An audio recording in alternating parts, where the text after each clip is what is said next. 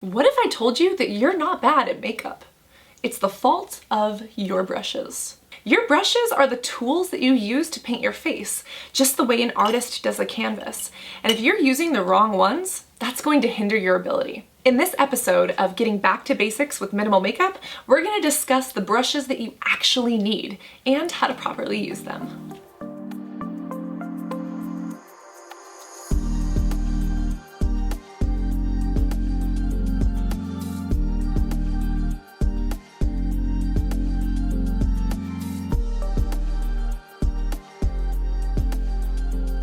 When it comes to makeup brushes, there are a lot of them out there, and they can get really pricey. But how many do you actually need? Which ones should you actually be spending your money on? And how do you put them to good use?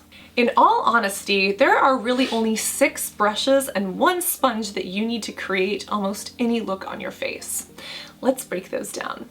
The first thing that I would really recommend is a beauty blender or a sponge. This one happens to be latex free.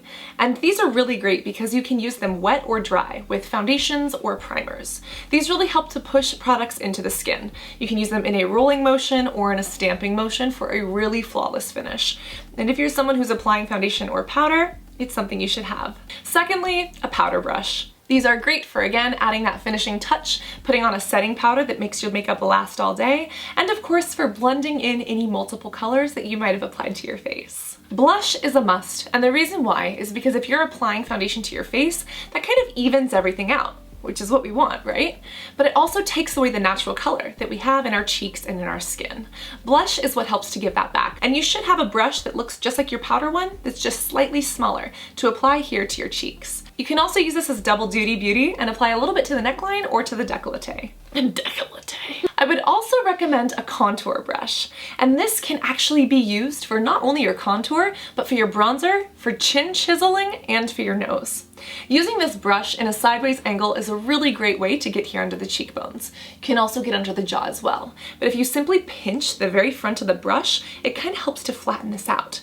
You can use this on the side of your nose to get a really great nose contour without having to spend extra money on a tool. This next brush doubles as an eyeshadow brush and your highlighter.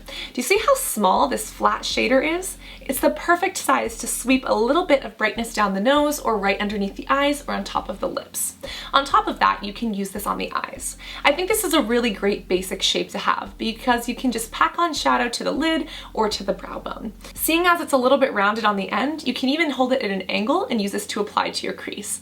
Just make sure that you're wiping your brush clean after every color transition. Lastly, an angled brush is one of my go-tos. This one happens to have an eyebrow spoolie at the end to comb out brows or mascara. And this side, the little flat angle, is one of my favorites. You can use this with a gel or a powder to fill in eyebrows, but you can also use this as eyeliner.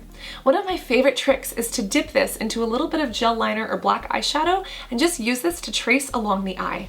It's a really great hack, and it cuts down the amount of brushes you need while still giving you an amazing look. Makeup brushes, sizes, and shapes can feel overwhelming, especially if you're a beginner and still using the sponge that's in the back of your foundation compact, or those little triangle things that they give you in one of those eyeshadow things from the drugstore.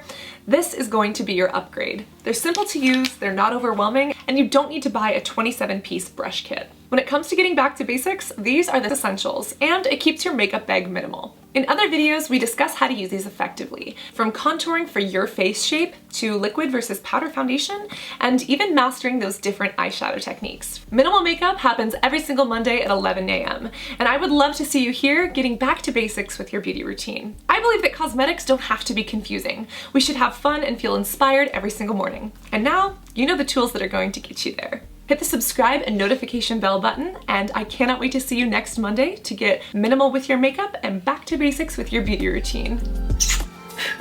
Love you guys. Bye.